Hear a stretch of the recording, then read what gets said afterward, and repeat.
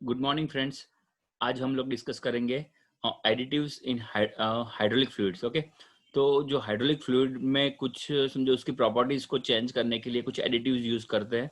तो समझो एडिटिव्स क्या है उसके बारे में हम लोग डिस्कस करेंगे वैसे। ओके, तो we are having some of commonly used additive in their purpose are follows. Okay, तो उसका पर्पस क्या है, कुछ कॉमनली एडिटिव्स यूज होते हैं उसके, समझो कि उसका पर्पस क्या है वो हम लोग आज डिस्कस करेंगे। ओके, तो समझो बात करते हैं अभी एडिटिव्स के बारे में। ओके, तो सबसे पहले समझो कि पुअर पॉइंट डिप्रेशन की बात करेंगे हम लोग। समझो, ठीक है, एक sorry power point depression. Okay, तो पावर पॉइंट डिप्रेशन एक्चुअल में है क्या, तो पावर पॉइंट क्या है उसके बारे में हम लोग बात करेंगे अभी। Just the power point of crude oil or a petroleum fraction is the lowest temperature at which the oil will pour or flow when it is cooled. Okay, तो क्या होता है कि एक ऐसा टेम्परेचर होता है, पावर पॉइंट मींस कि एक ऐसा टेम्परेचर होता है जो टेम्परेचर पे समझो कि जो फ्लूइड है, बराबर। ओके, वो लोएस्ट टेम्परेचर जो है जिसमें फ्लूइड फ्लो करता है वो टेम्परेचर पे। Okay, without steering under standard cooling conditions. समझो कि power point represent the lowest temperature at which oil is capable of flowing under gravity. Okay, तो एक ऐसा टेम्परेचर जो टेम्परेचर पे समझो एक ऐसा टेम्परेचर जो टेम्परेचर पे जो समझो कि फ्लूइड हमारा है, बराबर, ऐसा लोएस्ट टेम्परेचर जहां पे ग्रेविटी के साथ में समझो कि नॉर्मल ग्रेविटी में फ्लूइड फ्लो करना शुरू करता है। ठीक है, ओके, समझो ये है पावर पॉइंट के बारे में, बराबर। तो अभी समझो थोड़ा सा पावर पॉइंट के बारे में हम लोग डिस्कस करेंगे आज। हम लोग यही डिस्प्ले रखेंगे, बराबर। उसके बारे में थोड़ा थोड़ी डिटेल जानने जैसा है वो हम लोग अभी समझते हैं वैसे। ओके, तो समझो कि पावर पॉइंट एग्जैक्ट है क्या उसके बारे में हम लोग अभी डिस्कस करेंगे। ओके, तो a power point is a temperature which a fluid CS to flow. Okay, the minimum operating temperature in hydraulic system should be at least 10 degree above the power point. Okay, तो समझो कि ये power point से जो hydraulic fluid है वो at least minimum 10 degree above होना चाहिए। Okay, power point depress help in formation of wax crystals in a mineral oils, thus will reduce the power point. Okay, तो समझो कि डिप्रेशन जो है पावर पॉइंट का जो भी, बराबर। ओके, तो वो समझो क्या होता है कि वो formation of wax crystal, okay, in a mineral oils, thus will reduce the power point. Okay, समझो there are many kinds of power point depression activities in important ones polymethylate. Okay, polymethylate. Okay, तो समझो कि ये जो है, बराबर, ये समझो ये जो एडिटिव्स है वैसे, बराबर, जो एडिटिव ऐड करने से समझो पावर पॉइंट हम लोग मेंटेन कर सकते हैं वैसे। ओके, सेकंड वन जो है उसमें उसमें जो है वो है विस्कोसिटी इंडेक्स। ओके, तो विस्कोसिटी इंडेक्स की बात करेंगे अभी हम लोग, बराबर। तो विस्कोसिटी इंडेक्स इम्प्रूवर्स। ओके, सबसे पहले पावर पॉइंट डिप्रेशन, बराबर, और सेकंड वन जो है वो है विस्कोसिटी इंडेक्स इम्प्रूव। तो उसमें एक विस्कोसिटी इंडेक्स को भी इम्प्रूव करना पड़ता है। ठीक है, तो उसके लिए समझो क्या होता है कि एक समझो ये जो एडिटिव्स है are long chain polymers that stay in a coil form in hydraulic fluid. Okay, तो समझो दोज जो additives are long chain polymers. Okay, कि ये एडिटिव्स जो है, बराबर, वो लॉन्ग चेन, समझो कि लॉन्ग चेन पॉलीमर है जो कॉइल के फॉर्म में समझो हाइड्रोलिक फ्लूइड में होते हैं। Okay, at the low operating temperature they have no effect on viscosity. Okay, तो समझो कि लो ऑपरेटिंग, अगर समझो ऑपरेटिंग टेम्परेचर कम भी है तो भी they have no effect on viscosity. समझो विस्कोसिटी जो इम्प्रूवर्स जो होते हैं उसके कारण क्या होता है कि they have no effect on viscosity, जो विस्कोसिटी में कोई इफेक्ट उसमें आता नहीं है, बहुत ही कम टेम्परेचर भी हो जाए तो भी। Okay, but the temperature rise, जैसे जैसे टेम्परेचर बढ़ता है, the polymer uncoil and intermesh causing thickness effect in the fluid. Okay, समझो जैसे जैसे टेम्परेचर बढ़ता है, जैसे वैसे वैसे क्या होता है कि ऑटोमेटिकली थिक, समझो कि टेम्परेचर बढ़ेगा, बराबर, तो वो ऑटोमेटिकली समझो ज्यादा समझो विस्कोसिटी उसकी कम हो जाएगी ऑटोमेटिकली, समझो, क्योंकि जैसे टेम्परेचर बढ़ेगा तो क्या होता है कि उसमें एक कूसिंग थिकनेस उसमें आ जाती है automatically, okay, in fluid, thereby not allowing the viscosity to drop down, okay, यहाँ पे विस्कोसिटी को कम होने नहीं देता। ये जो एडिटिव्स जो होते हैं, ओके, विस्कोसिटी इंडेक्स इंप्रूवर्स वाले जो एडिटिव्स होते हैं वो क्या करते हैं कि एक समझो कि कुछ टेम्परेचर बढ़ता है तो वो टेम्परेचर बढ़ने के कारण विस्कोसिटी जब कम हो जाती है फ्लूइड की, तो वो क्या होता है कि ऑटोमेटिकली उसमें एक कुशनिंग जैसा समझो कि एक थिकनेस आ जाती है, समझो कुशनिंग थिकनेस इफेक्ट उसमें आ जाती है। तो उसके कारण क्या होता है कि वो ऑटोमेटिकली समझो थिक हो जाता है। तो विस्कोसिटी में समझो टेम्परेचर बढ़ने और घटने के कारण कोई डिफरेंस रहता नहीं है, ठीक है। अभी नेक्स्ट बात करेंगे हम लोग, वो है ओके ऑक्सीडेशन इनहिबिटर्स, ओके। तो ये ऑक्सीडेशन के बारे में आप लोगों ने सुना होगा वैसे, ओके ओके। ऑक्सीडेशन इनहिबिटर्स की बात करते हैं हम लोग। तो ऑक्सीडेशन जो इनहिबिटर्स है बराबर, वो क्या सॉरी उससे पहले है यहाँ पे एक हम लोग छूट गया यहाँ पे, ओके, जो है डिफॉर्मर्स, ओके। तो एंटी फॉर्म एडिटिव्स, तो ये डिफॉर्मर्स का काम क्या है, एंटी फॉर्म एडिटिव्स। तो डिफॉर्मर्स जो है वो क्या करता है, जो ऑयल में जो फॉर्म हो जाता है कुछ टाइम के बाद, समझो कि डिफॉर्मर्स, समझो कि certain additive such as a silicon polymer act as a deformers. यहाँ पे कुछ सिलिकॉन पॉलीमर्स की समझो कि ओके, डिफॉर्मर्स में क्या होता है, सिलिकॉन पॉलीमर्स यूज होता है, ठीक है।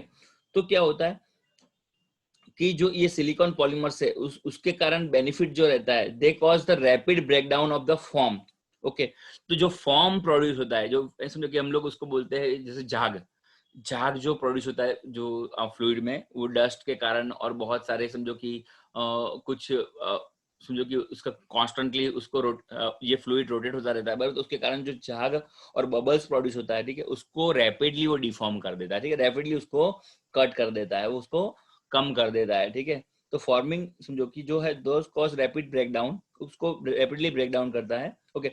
तो forming occurs in oil, a surface phenomena, bubbles of air are en- encircled by an oil film, cannot escape, okay. Those bubbles under pressure become very hot and can be cause of system overheating, okay।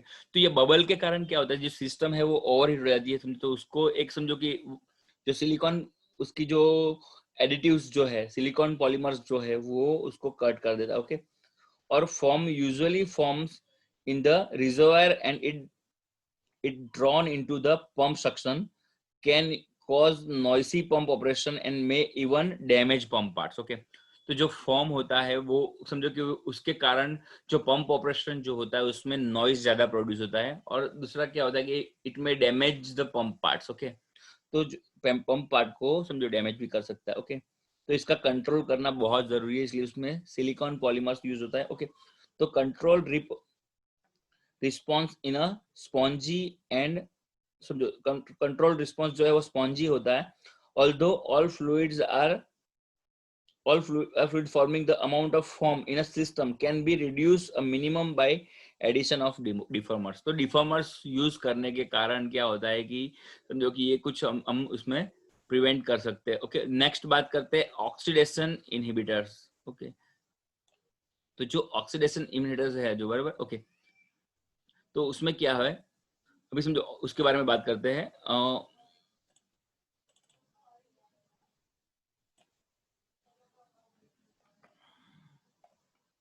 Okay, तो oxidation cause तक समझो, oxidation के बारे में सब लोगों को generally पता है कि क्यों ऑक्सीडेशन होता है, क्या होता है उसमें, ओके।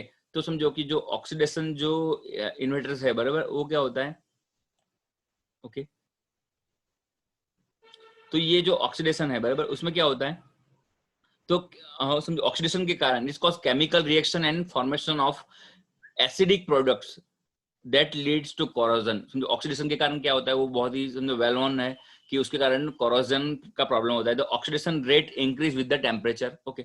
तो जो टेम्परेचर के साथ जो ऑक्सीडेशन रेट है वो बढ़ता जाता है, ठीक है, ओके। तो समझो certain activities having greater affinity for oxygen so that they easily reacts with them then with oil, okay.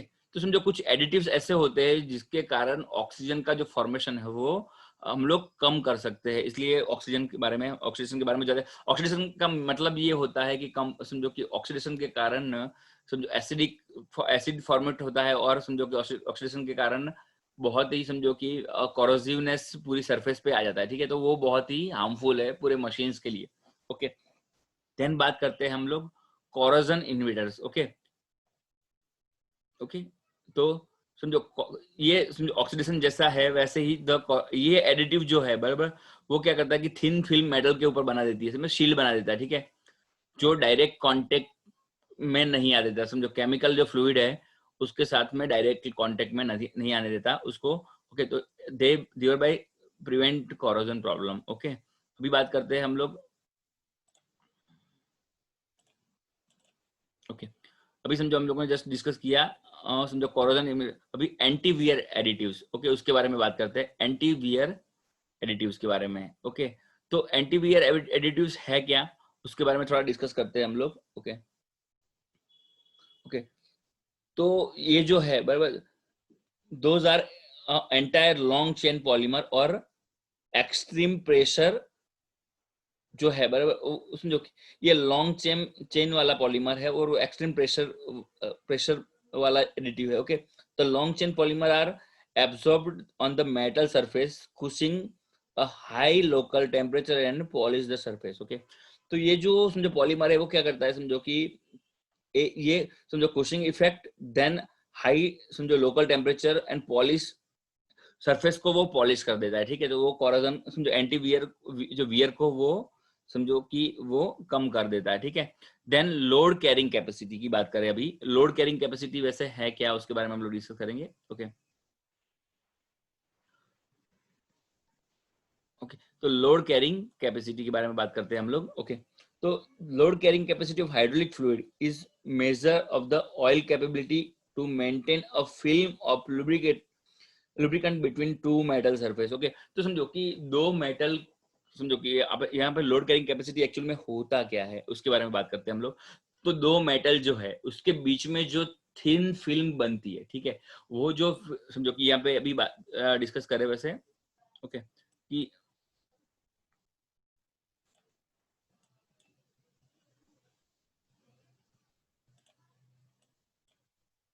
Okay,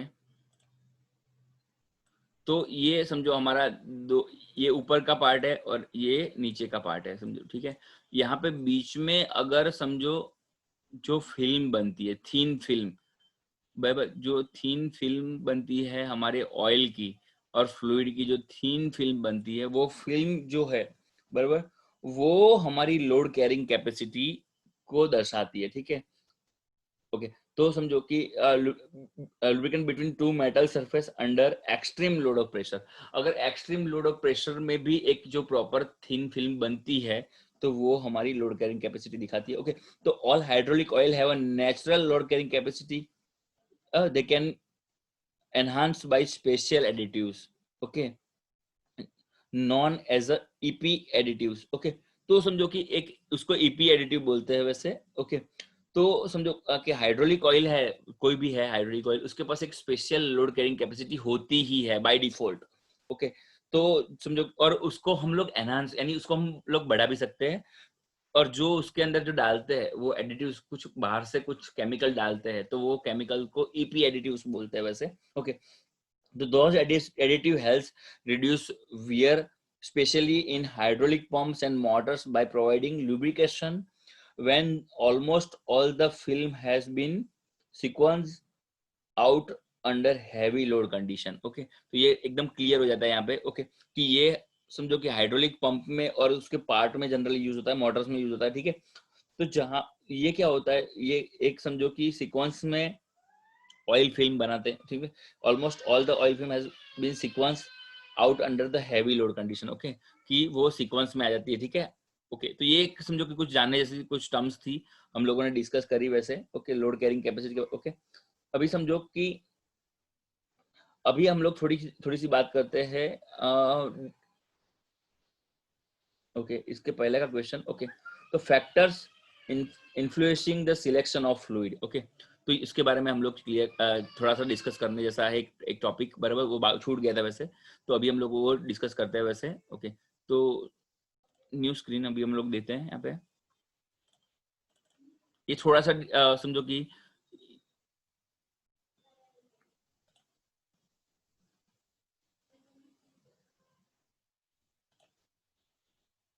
okay, तो factor influencing the selection of a fluid, तो कुछ फ्लूइड को सिलेक्शन करने में कुछ फैक्टर्स हम देखे जाते हैं। Okay, the selection of hydraulic fluid for a given system is governed by the following factors. Okay, तो समझो कि ये फैक्टर्स में समझो गवर्न होते हैं। ओके, तो operating pressure of the system, समझो सबसे पहले वो देखा जाता है कि ऑपरेटिंग प्रेशर कितना है सिस्टम का। ओके, तो operating temperature of the system and it's variation. Okay, कि ऑपरेटिंग जो टेम्परेचर कितना है सिस्टम का, पूरा कितने टेम्परेचर पे पूरी सिस्टम वर्क होने वाली है। ओके, और समझो कि देखा जाता है कि वो कितना टेम्परेचर वेरी भी होता है, ठीक है, वो भी देखा जाता है, ठीक है। ओके, और material of the system and it's compatibility with the oil used. Okay, कि समझो कि कुछ मटेरियल ऐसा होता है कि ऑयल के साथ कुछ रिएक्शन करते हैं, उसके कारण कोरोजन और कुछ भी प्रॉब्लम होता है, ठीक है, और समझो वो प्रॉपर मैच नहीं कर पाता, तो कौन सा मटेरियल के साथ हम लोग ये यूज कर रहे हैं वो भी मैटर करता है, ठीक है। देन स्पीड ऑफ ऑपरेशन, कुछ समझो कोई ऑयल्स होते हैं वो समझो कि हाई स्पीड के लिए नहीं बने होते हैं, ठीक है, तो उसके लिए समझो कि ऑपरेशन स्पीड भी मैटर करती है, ठीक है। Then availability of replacement fluid. Okay, अगर समझो कि वो ऑयल की समझो अचानक बंद, समझो शॉर्टेज हो गई है, तो बंद हो गया है, तो कुछ भी प्रॉब्लम हुआ, गवर्नमेंट के नॉर्म्स चेंज हो गए, कुछ भी हुआ, ठीक है, तो अगर उसके उसके रिप्लेसमेंट में हम लोग समझो दूसरा ऑयल कुछ भी यूज कर सकते हैं, तो वो ये है availability of replacement fluid. Okay, then cost of transmission lines. Okay, तो उसके कारण समझो कि जो ट्रांसमिशन लाइन की कॉस्ट है वो भी बहुत मैटर करती है, अगर समझो बहुत ही कॉस्टली है और ऐसा फंक्शन ही नहीं है समझो, तो ये भी मैटर करता है। Okay, okay, then contamination possibilities की बात। ओके, तो ये कॉन्टामिनेशन पॉसिबिलिटीज भी बहुत इंपॉर्टेंट है। ओके, एनवायरमेंटल कंडीशन, कुछ समझो कि फायर प्रॉब्लम है, समझो एक्सट्रीम एटमॉस्फेयर लाइक समझो कि माइनिंग, समझो कि वो सब चीजें भी बहुत ही मैटर करती है वैसे। ओके, तो ये सब चीजें जनरली देखी जाती है समझो, जो हम लोग अगर समझो कि कोई सिलेक्शन ऑफ हाइड्रोलिक फ्लूइड हम लोग सिलेक्ट करते हैं। ओके, ये सब चीजें देखी जाती है, ठीक है। ओके, अभी जस्ट हम लोगों ने समझो सेफ्टी टू ऑपरेटर, तो समझो कि कुछ ऑयल्स जो है वो बहुत ज्यादा स्मेली होते हैं, या तो उसकी स्मेल के कारण उसको समझो कि वर्क करता है, तो वो समझो कि हाइड्रोलिक फ्लूइड जो है कुछ है वो बहुत ही हार्मफुल होता है, ठीक है, तो यहाँ पे ऑपरेटर की सेफ्टी भी देखी जाती है, ठीक है। देन बात करते हैं हम लोग, okay, expected service life. Okay, तो सस्टेन भी करना चाहिए। ओके, देन समझो अभी हम लोगों ने जस्ट एक टॉपिक यहाँ पे डिस्कस किया, वो था समझो कॉन्टामिनेशन, जो भी बोला अभी मैंने, कॉन्टामिनेशन पॉसिबिलिटीज। बट तो कॉन्टामिनेशन पॉसिबिलिटीज जो है, बराबर, वो क्या होता है कि वो एक समझो एक पॉइजनस और पॉल्यूटिंग सब्सटेंस की बात हो रही है, बराबर, कि वो ना होना, वो समझो वो पॉइजन नहीं करना करना होना चाहिए, ठीक है, वो चीजें सब समझो सिलेक्शन में देखी जाती है, ठीक है। तो ये कुछ जानने जैसी टर्म्स थी, वो हम लोगों ने डिस्कस करी वैसे। ओके, अभी अभी नेक्स्ट लेक्चर में हम लोग आगे का डिस्कस करेंगे। Okay, thank you.